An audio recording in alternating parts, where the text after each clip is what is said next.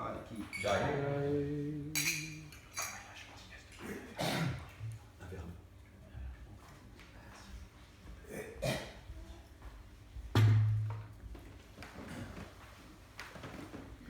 Srimad Bhagavatam ki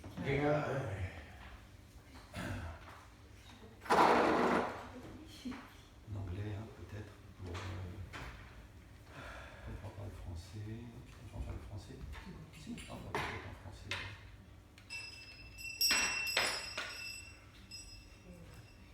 Français, anglais.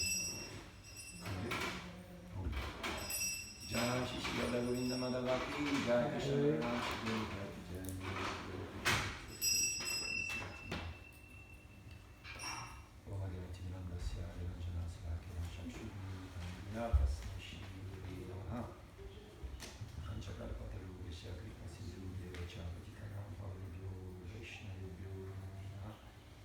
Krishna Chaitanya Prabhu Nityananda Shri Advaita Gadadhara Srivasati Gaurabhakta.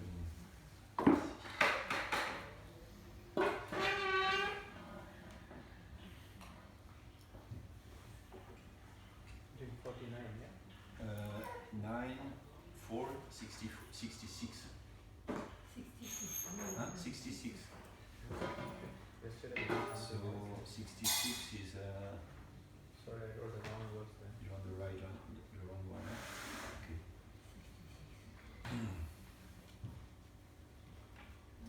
Avant de commencer, je vais dire la bénédiction des dévots pour dire quelques mots sincères sur les glorifications pour le plaisir de Krishna et des dévots. Om Namo Bhagavate Vasudevaya. Om Namo Bhagavate Vasudevaya. Om Namo Bhagavate Vasudevaya. Om Namo Bhagavate Vasudevaya. Om Namo Bhagavate Vasudevaya. Donc, on lit aujourd'hui, so we're reading chapter 9, no, Canto 9, chapter 4, text 64. So it's not written on the board. 66. Anybody has got a, can follow or not? Okay, I will just read it. You can? Okay. Mai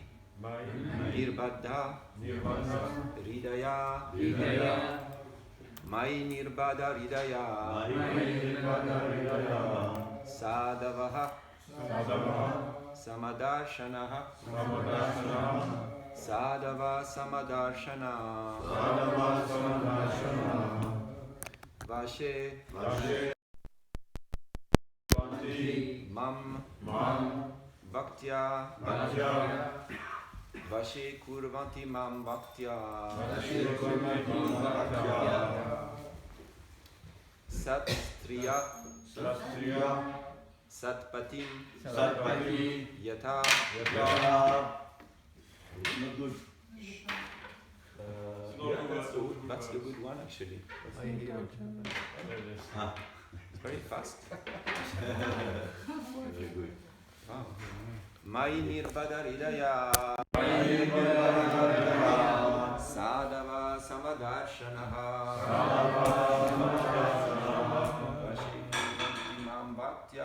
Vashikuvanti Mam Bhaktya Satstriya Satpatim Yata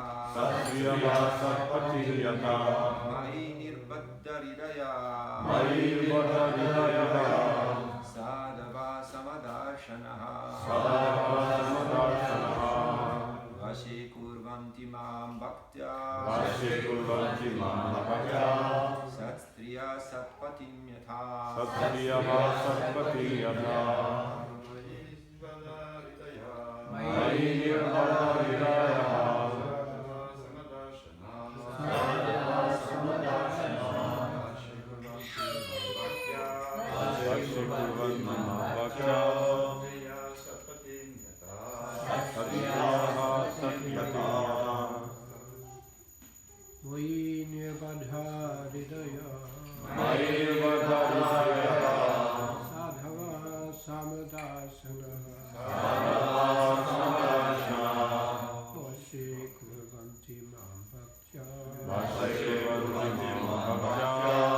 Satya Sapatim Yata Satriya Sapatim Yata Mai Nirbada Hridaya Mai Nirbada Hridaya Sadhava Samadarshanaha Sadhava Samadarshanaha Sarve Hase Kurvanti Mahbhakya Ashe Kurvanti Mahbhakya Satriya Sapatim Yata Satriya Sapatim Yata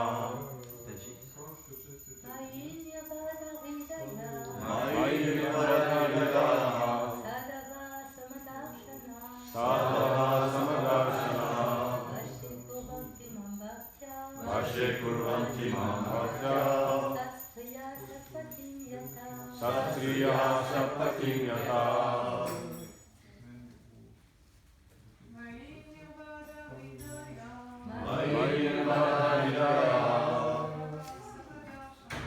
Sadhava Samadarshanaha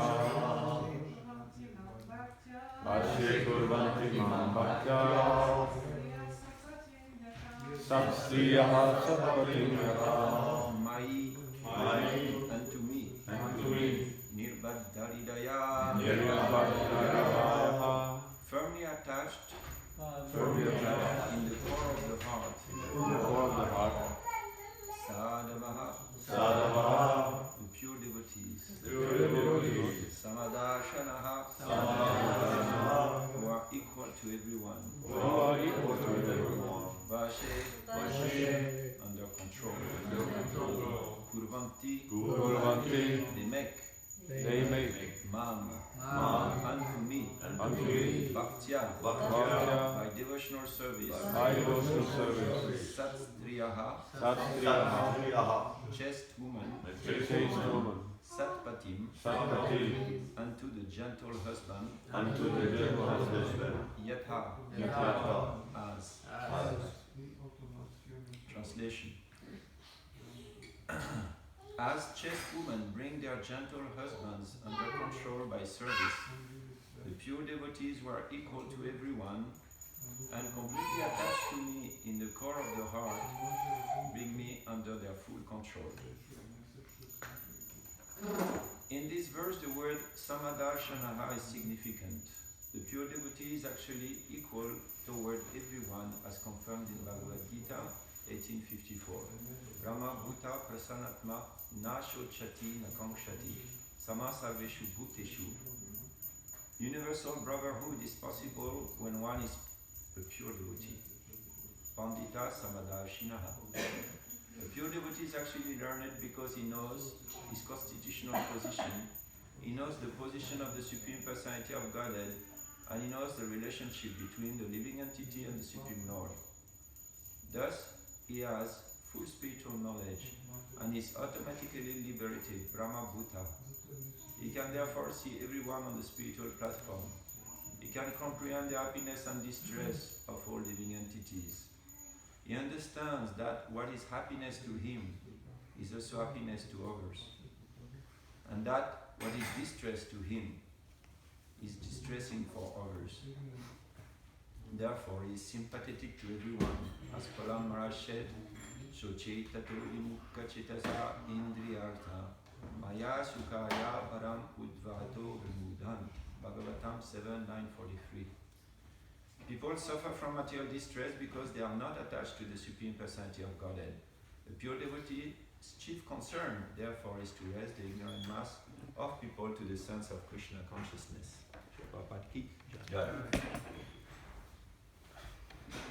So, basically speaking, consciousness is compared to a flower which will grow and blossom in the course of its position in this world. So in the beginning, the consciousness of the living entity in the material world, the lower grades are on the level of anamoy. So what I want to say also is that before going further is that this chapter is actually showing us the importance of one's consciousness and how it affects our relationships.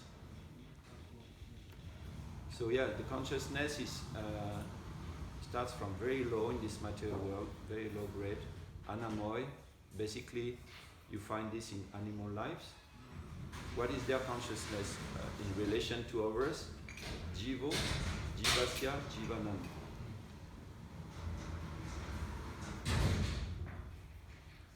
Which is, I see others as food. Basically, you see other living beings. Is it my food or is it not my food? Or will I be food for him, or will I not be food for him? This is the lowest consciousness one can have, animal consciousness. Then it goes to pranamoy. Pranamoy means you understand that others are living, you understand you are living. Basically, like human, non-civilized human beings which are fighting each other, they organize each other, they defend each other, they make clans and all. And then you have Gyanamoy. It's Gyanamoy and you have Vijnanamoy. Vijnanamoy is the highest material, you could say, material consciousness you can get, which is typical of the Brahmana. He understands what is Brahman.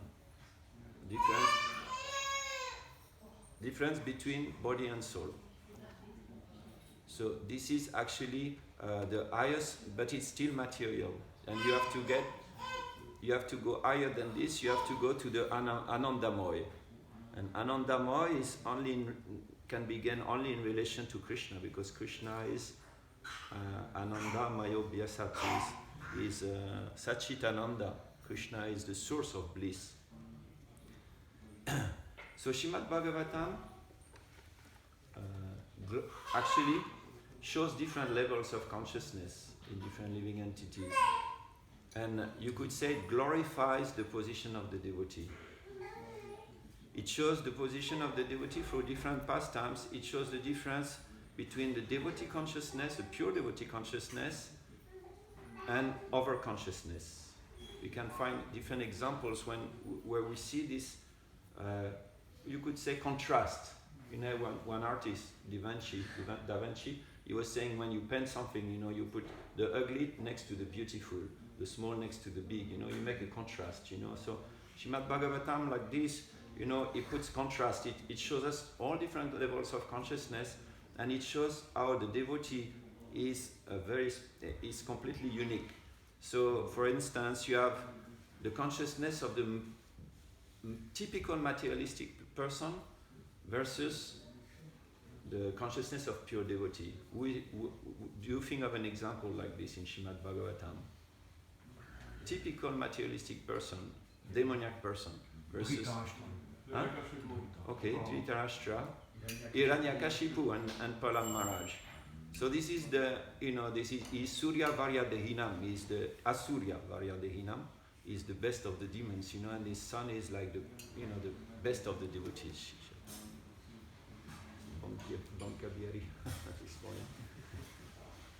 So then you have also an example of a pure devotee versus demigod mentality. You think of some example of, Bali, Bali Maharaj, Sugacharya, Prithu Maharaj and King Indra. Prithu Maharaj, who is a pure devotee, I think of another example. Vritrasura. Yes, Vritrasura, who is in the form of a demon, but it's actually a pure devotee, completely pure devotee. And you can really see the mentality of the demigod in front of him, Indra, who is the king of the demigod, So Indra is, you see the pure devotee, is not afraid of death, he says, go for it, you are like, you are in a pitiable condition actually, you are so attached, to your wives and position, So this is another example. Pure devotee. Do you think of any other example? Like we said, this is the big materialistic person, Hiranyakashipu versus pure devotee. We see the pure devotee versus the demigod mentality. Any other example, maybe? I'm just asking you because I'm not thinking at the break, except this one. But Dadichi and Indra. Dadichi was a pure devotee. I don't know if he was a pure devotee. He was self-realized, but I'm not sure he was pure devotee. But he was self-realized, yeah.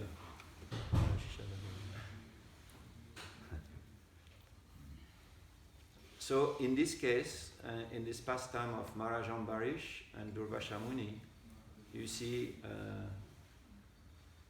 the consciousness of the pure devotee versus the consciousness of the highest Brahmana or Rishi. You know, he's the highest Rishi. Durvasha Muni is one of the Shapta Rishis, you know, the 7 Rishis. So he's in a very high position. He's a Brahmana. So what makes the difference between all these examples and the consciousness of the pure devotee and the consciousness of all these different characters? I can say that devotees don't look for nothing except service. Yeah, that's the thing. The thing is Samadarshana. It can be this verse you find Samadarshana, you know, like do you remember this verse in Bhagavad Gita? Samadarshana, Pandita Samadarshinaha, Vidya Vinaya Sampane, Brahmani Gastini, Suni Cheva Svapakecha, Pandita Samadarshina. The real Pandit, he has equal vision. He sees everybody on the spiritual platform. Then real Pandit is a pure devotee actually. Then in this verse, Samadarshanaha, have also another meaning, is equal to everyone, but he has also the same vision as the Lord has. He has the same interest as the Lord has, you know. So basically, one is in Maya, one is in Krishna consciousness. One is in Maya on different level of consciousness. Hiranyakashipu consciousness, pure, big materialistic person, big asura. Then you have demigod consciousness, Indra, you know, fighting Vritrasura is, you know, my interest, also my planet, you know, my opulences. Then you have Durvasha Muni, my body, you know, my position as a Brahmana, you know, you offended me, you know, you didn't, you know, you broke the fast before I came, you know, it's like, you know, so these different separated interests, you know. So the pure, so that's why, you know, this verse, you know, this famous verse, Yasyasti Bhaktir Bhagavati Akinchana Sarver Gunes Tatra Samasate Suraha Arava Bhaktasya Kuto Mahadguna Manoratena Asati Davato Bhai. That one who is not a pure devotee, who has no bhakti into Bhagavati, the Supreme Lord, is he doesn't have real great qualities. He doesn't have great qualities because all his qualities, all the qualities he manifests as are actually only self-centered, for his own interest. And when his own interest is not gratified, then this quality just vanishes, just disappeared out of the picture, you know. This is not really a good quality. It's not a quality. Krishna said to Brahma, he defines what is Maya. In the four shlokas, Srimad Bhagavatam, Ritirtam Yat Pratyeta, Nat Pratyeta Chatmani, Tad Vidyat Atmano Mayam, Yatavaso Yatatamaha.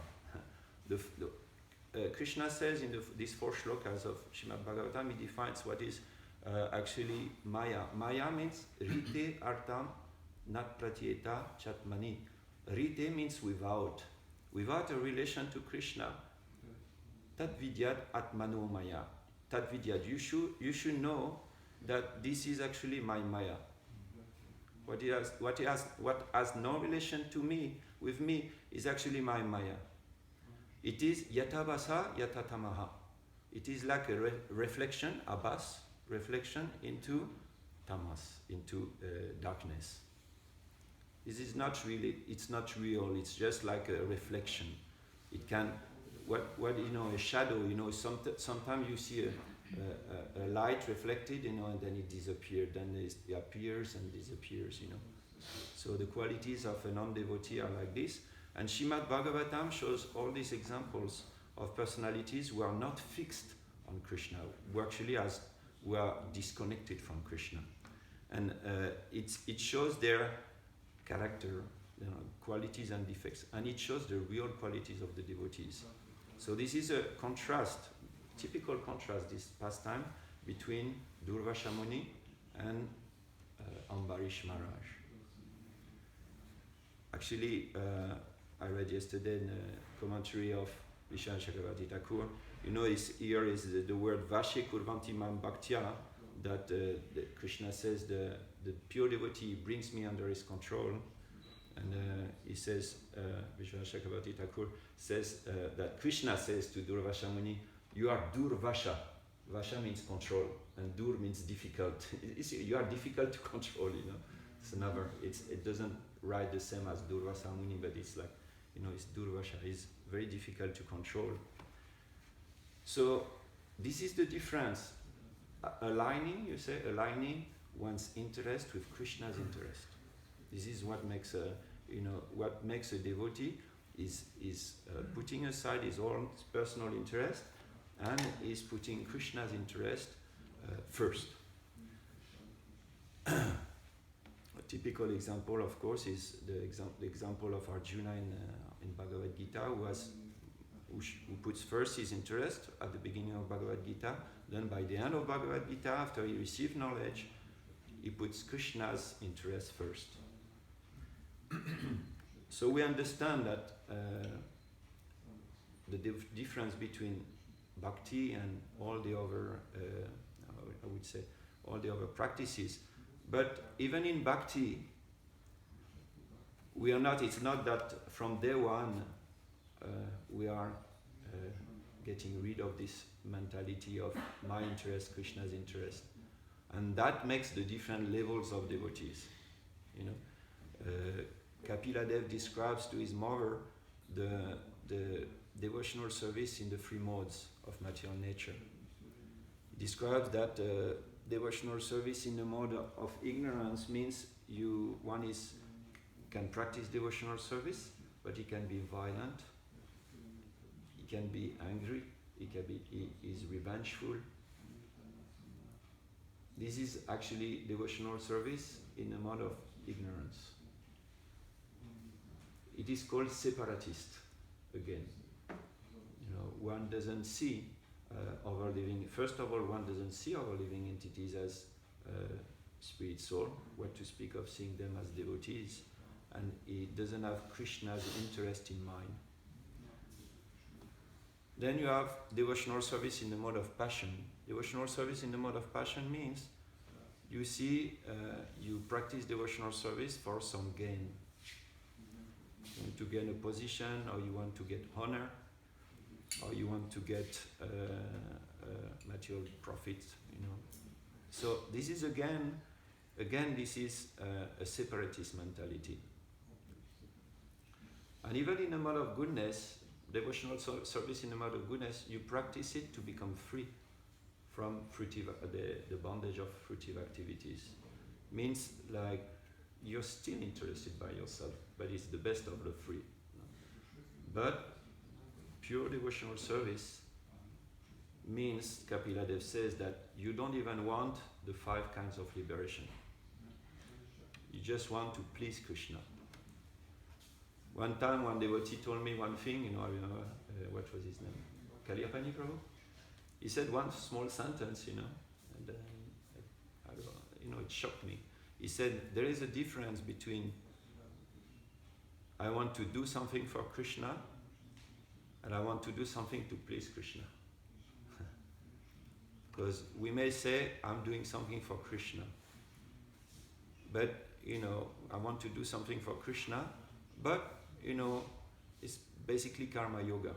You do something for Krishna, but it's for Krishna, but you don't really think deep, But when you think, I want to do something to please Krishna, then you have to think, what is Krishna's desire?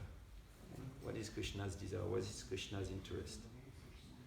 Then it becomes, you become linked to Krishna.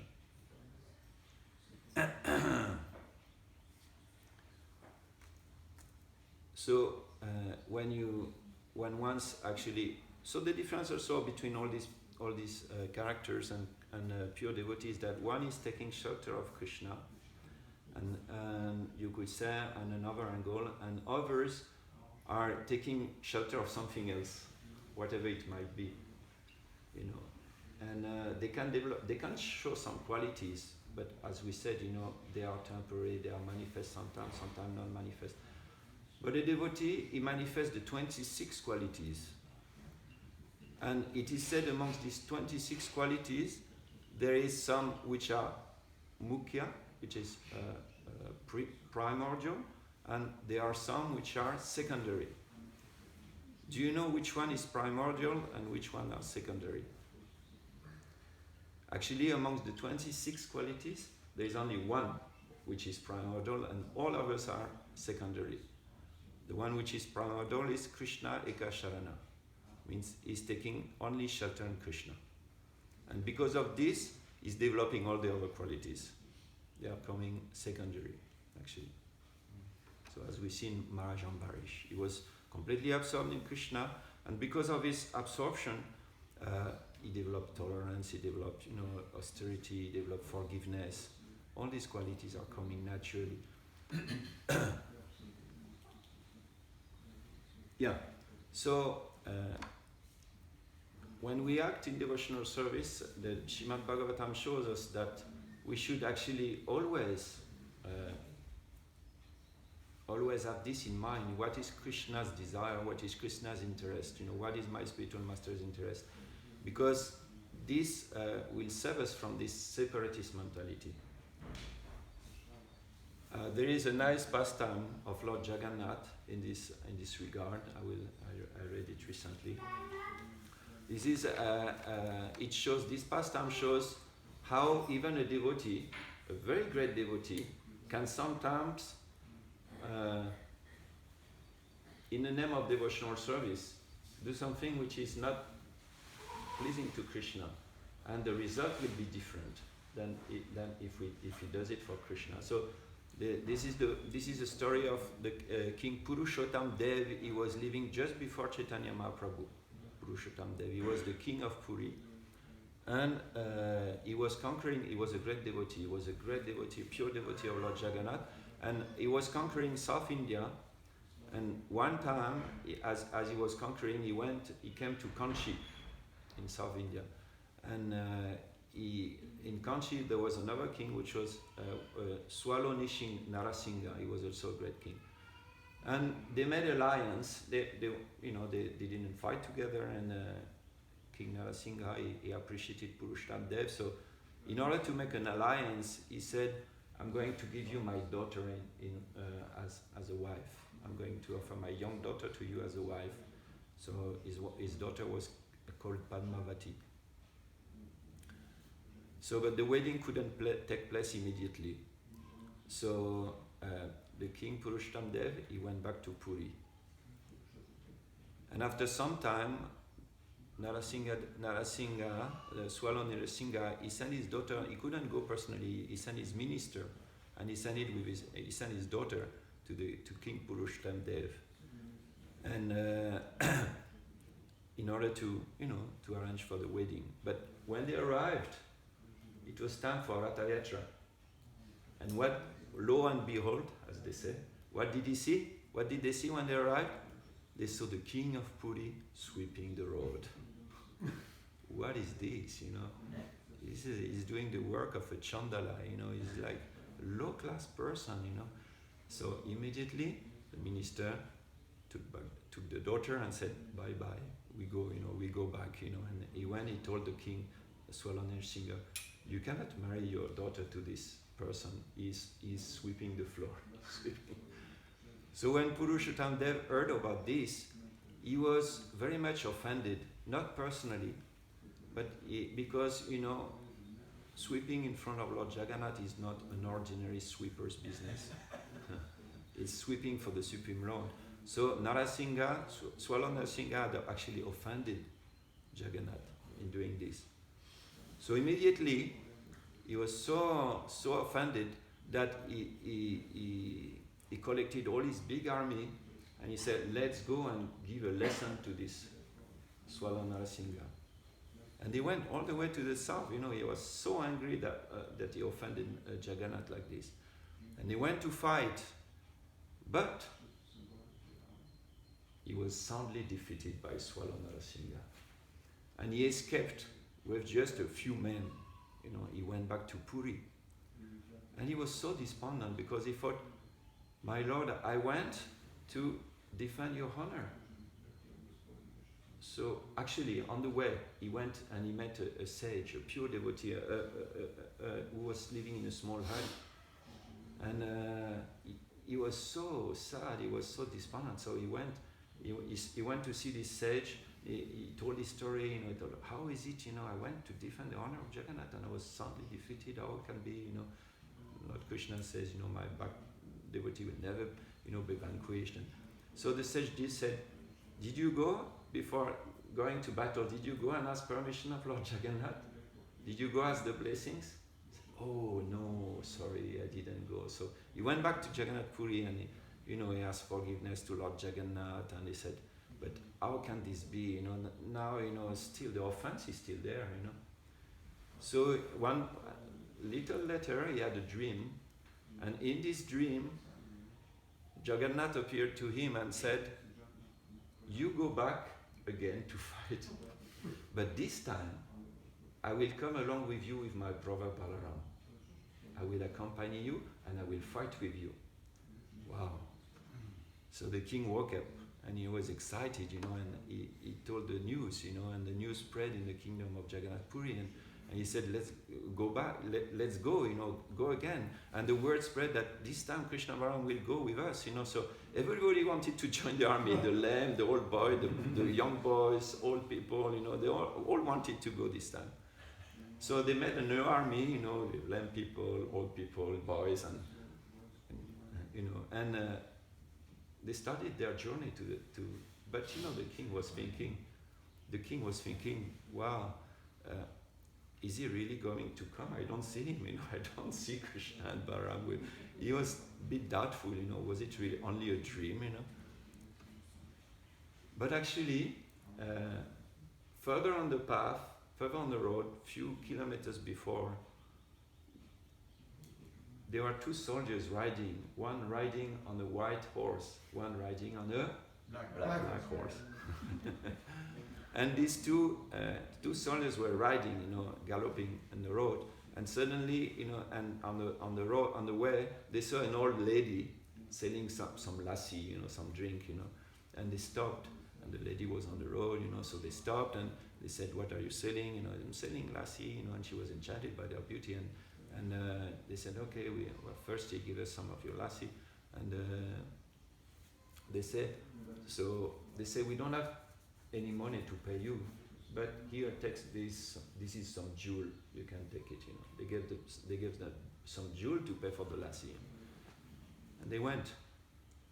And little later, the army, Purushottam Dev, he arrived with his army, and he saw this lady, she was waving, on the way, because he told her, you will see the army coming, so she was waving at them, and what's going on, and she said, yeah, I met these two soldiers, they were riding on a white horse and black horse, and they gave me this, as a payment, they told me to show it to you, and the king saw, this is a jewel of Lord Jagannath, and then he saw white horse, black horse, and then he understood, it was so he went actually, this time they fought, and this time they really defeated the king of Swallow Narasimha, And so they took also a deity from the king, and they took the daughter, Padmavati. And they went back to the kingdom. But still, because of that offense, the Purushottam Dev, he didn't want to marry the girl. He told his minister, you find a sweeper and you marry this girl to a sweeper. So later on, Ratayatra came again. And as the Ratayatra was beginning, the minister, he came on the chariot with the daughter, Padmavati, and he said, I want to make a big announcement. Now I'm going to marry Padmavati to a sweeper. And which sweeper is better in the whole kingdom than the one who sweeps for Lord Jagannath, you know? And he gave the daughter, and he accepted the daughter, you know, of Padmavati the king. And you know, they had a son together, Padmavati and Purushottam. And you know who was the son? Maharaj Prataparudra. So they gave birth to a pure devotee. So, I mean, this story shows a little bit, you know, how even in devotional service we can, the point is that we can do something for Krishna, but we have to be thoughtful that we do it for Krishna. Means we ask permission, we meditate on Krishna, we do it for Krishna. Then, because otherwise, you know, the result maybe, even if we say it for Krishna, but we are in a mode of passion, in ignorance, you know, the first level of devotional service, then what is the result? We may be defeated, you know, temporarily defeated actually. But if we take blessings, you know, and we really do it for Krishna, then it's victory, and then, you know, we give birth to pure devotion. So, okay, one or two more points. Okay, so what is Krishna's interest? We know, especially for this Kali Yuga, Krishna's interest is to see all his parts and parcels, all the living entities, finding their relation back with him and taking them back to Godhead with him. So in other words, in this age of Kali, Krishna's interest is mostly manifested through preaching, through sharing this knowledge, through sharing the mercy to other living entities in order to link them back to Krishna. And you know this verse, Samadarshina, there is a pastime. Prabhupada was in Allahabad in 1971, and he was preaching to some Indian gentlemen. I don't know if they were gentlemen actually. And he was preaching to a group of Indians. Just before that, Prabhupada had been to Gita Mela or something, you know, and a place where they're supposed to, he was invited to a Gita Mela, and where the place where, you know, in honor of Bhagavad Gita recitation, and Prabhupada was invited there. And he met this group of Indians in Allahabad. And in Allahabad, these people were just actually really, Prabhupada said, you know, I just came from this Gita Jayanti, Gita Mela, and there is not a picture of Krishna. There is not even a picture of Krishna, the speaker of Bhagavad Gita. And then this group of Indians, they started to argue with Prabhupada. There were quite a few actually, according, you can read this in the discussions, because there's guest 1, guest 2, guest 3, they're all speaking together, you know. And yes, but it's not the Krishna, it's incorporated Krishna, you know, it's Krishna, the Brahman in Krishna's body who speaks and this and that, you know, and Prabhupada was trying, you know, like he was arguing with them, and he said, no, people who say that Krishna, you know, it's not Krishna speaking, but it's impersonal speaking through Krishna, they're all rascals, and at one point, you know, they started to challenge Prabhupada. You're teaching, but you're supposed to be Samadarshina. That's the difference, because Indians, they know the shlokas. They know some philosophy, so they can really challenge you. So you're supposed to be Samadarshina, you know, why are you saying you know, you should see everybody on the equal level, you know, and like this, like that, they're arguing. They become quite offensive. They start to, you know, say that Vyasadeva, you know, he made some mistakes. So Prabhupada said, get out of the room, you should find. But still they stay, you know, and they argue. And they said, but are you Samadarshina? Are you Samadarshina? Prabhupada said, no, I'm not Samadarshina. I'm not, but I'm just repeating Krishna's word. And finally Prabhupada says, my Samadarshina is that I don't preach only this Bhagavad Gita for Indians, I preach to everybody. This is my Samadarshina. And he said, to conclude for them, he said, but you Hindus, you're not taking it, what can I do? You know? What is Samadarshana? Samadarshana means to see everybody with an equal vision. So is this verse not more precisely to see things in the way Krishna sees? No. In this verse also it means equal vision, but it can mean this, to see everything as Krishna sees them. But in this verse also it means Prabhupada translates it as who are equal to everyone, you know, which is basically the same actually, because how can you be equal to everyone if you are not a pure devotee? It's not, you are self-interest, so your relationships will be biased. Biased. Yeah, biased.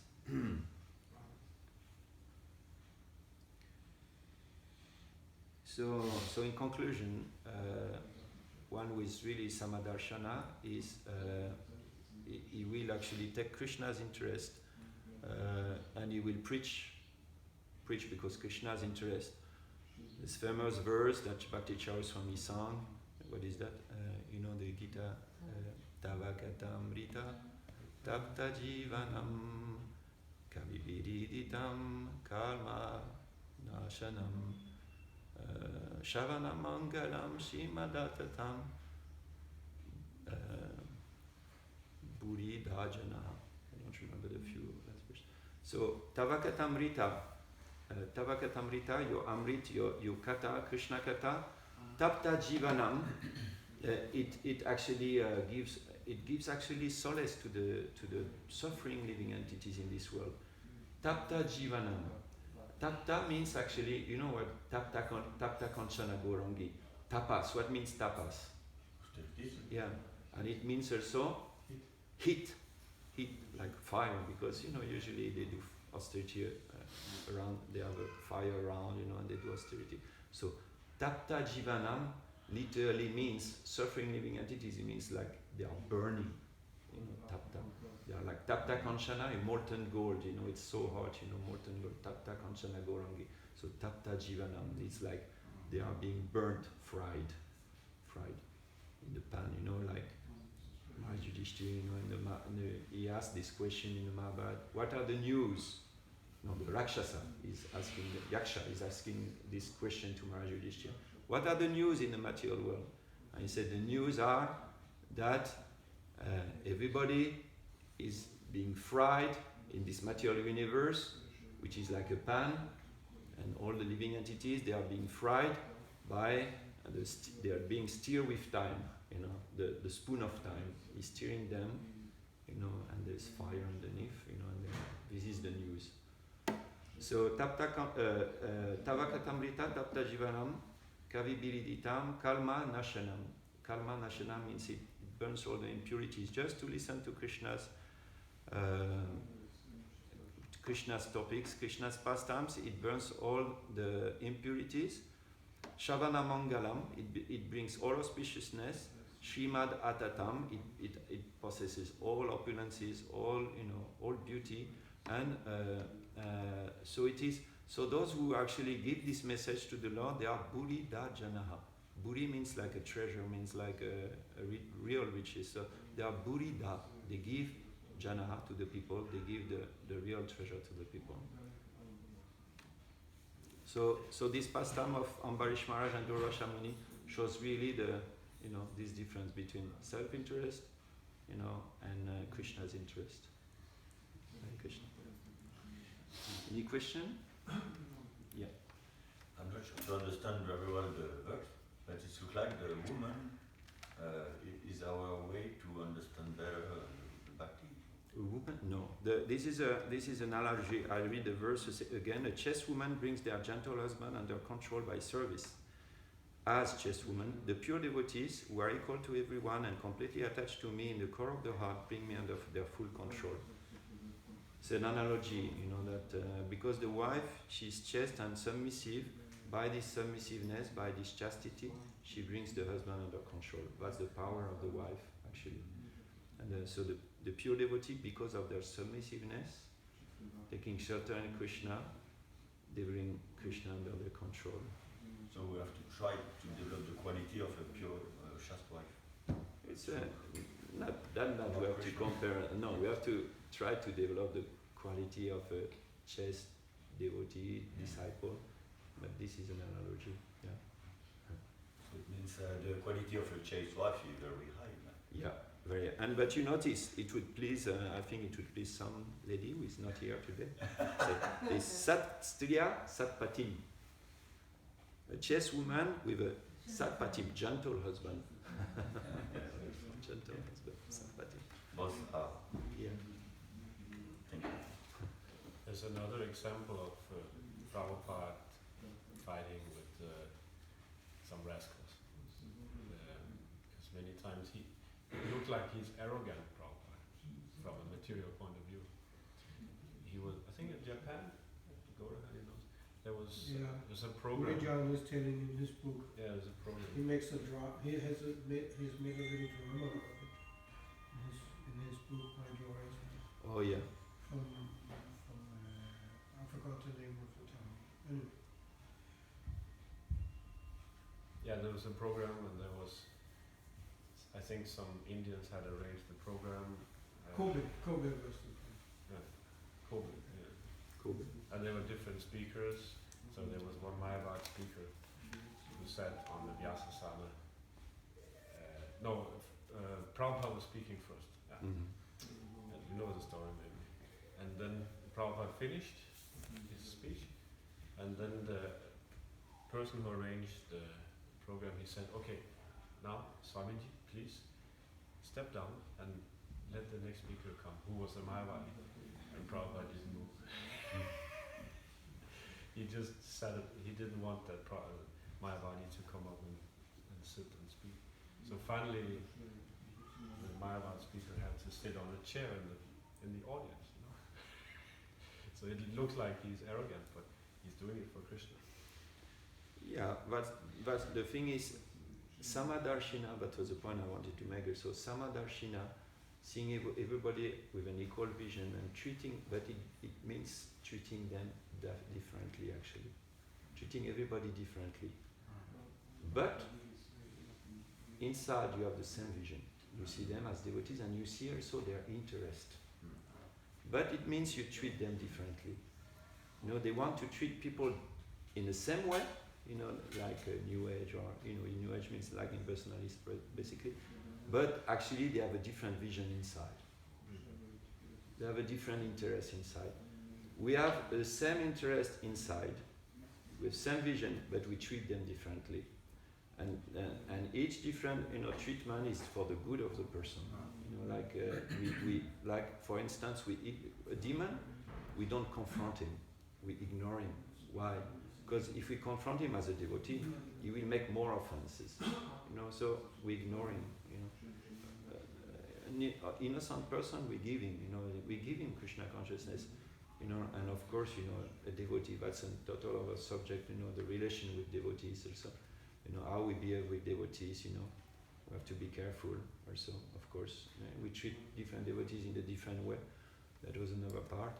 That, you know, this is also the symptom of service in Tamogun, Rajogun, Sattvagun. There is two definitions. One is this definition given by Kapila Dev, you know, of I just said, and the other one is this is Kanishta, Madhyama, and Uttama, and another one is how they also behave with others. So the Kanishta, you know, he is Hare Krishna, but he fights with devotees. He lacks respect to devotees. You know, especially to same devotees. This is not good. This is more actually just thinking that Krishna consciousness is really extraordinary because we deal with life.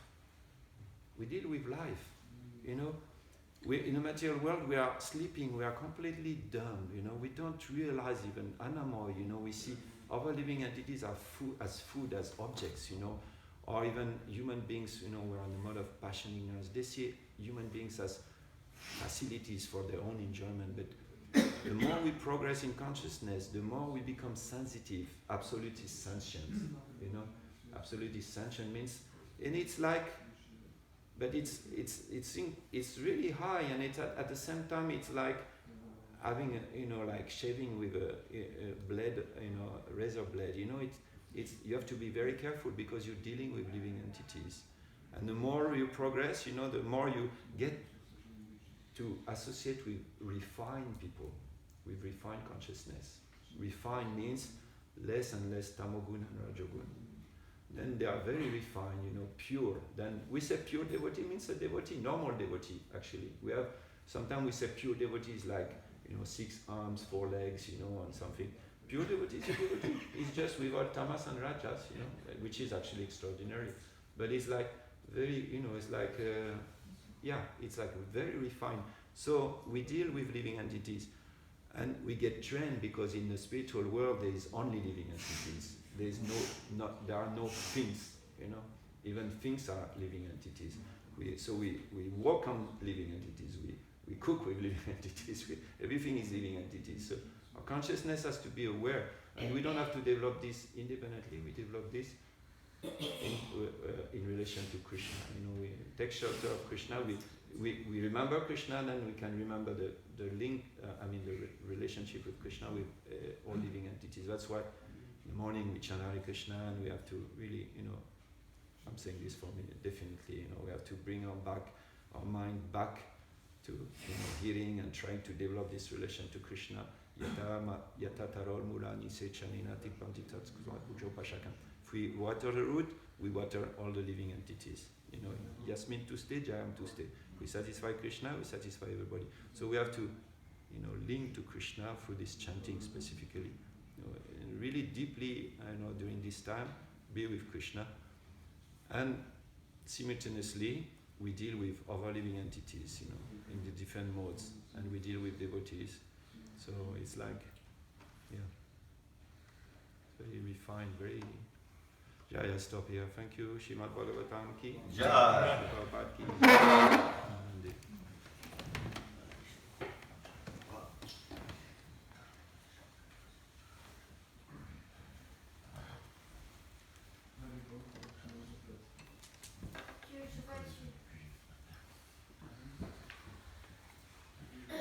Finalement, Padmavati, elle a marié Laurent. Ils ont eu pour enfant Prataparudra. Ah ouais, c'est ça. Parce qu'en fait, elle, apparemment, c'était pas une dévote. Puisque son père n'était pas dévot. Je sais pas, hein, c'était peut-être une dévote. Je crois qu'ils étaient dédiés à Shiva. Ils avaient je sais qu'il a ramené une murti de Ganesha en même temps que la fille. C'est la culture védique, hein, je sais pas. Il n'a pas tué le père de la fille. Ils se sont arrangés au dernier moment quand ils ont vu que